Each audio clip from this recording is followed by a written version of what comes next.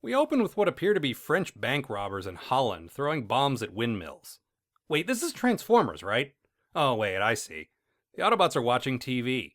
And First Aid, the pacifist, is wondering why humans always fight each other. Yeah, you've been doing it for at least 9 million years, probably longer. We weren't even human yet 9 million years ago. Don't you judge us, Mr. Ambulance Man. Oh, and Rodimus is in a bitchy mood. Which, I have no problem with. I'd rather see my leader have actual emotions than hide behind obviously false nobility all the time. I've managed people. Some days you just don't feel like putting up with their crap. But you're doing a wonderful job. Trust yourself more, and in time you'll realize you're every bit as good as Optimus Prime ever was. Optimus Prime. Who could live up to him? You could, man. You've only been here for like 20 episodes and you're already so much better than he ever was. You have strategies. You usually make sense. You're down to earth. We can see your mouth. All right. Anyway, more fighting happens, and Galvatron gives us some, "I, Galvatron, will destroy you all" action. Man, the trash talk is particularly weak this episode. Why don't you get used to losing, Galvatron? It's all you ever do. During the fighting, Galvatron mentions an ultimate weapon. It's a bluff. Oh, we're not supposed to know that yet, but it is. It's a bluff. Meanwhile, Swindle single-handedly breaks into Metroplex and steals the transforming cog. That thing again. There's a nice little scene where First Aid tries to reason with Swindle, but, well, pacifist is just another word for pussy, isn't it? So naturally, Swindle wipes the floor with him. And now that Metroplex is disabled, Trypticon can go on a rampage.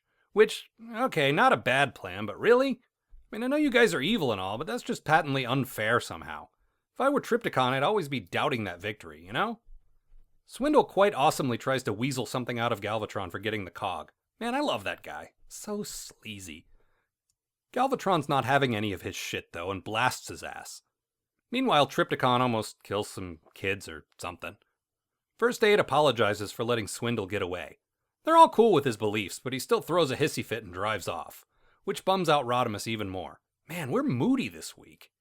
The Protectobots attempt to form Defensor missing an arm, which seems to go just fine. And Galvatron mentions his ultimate weapon again.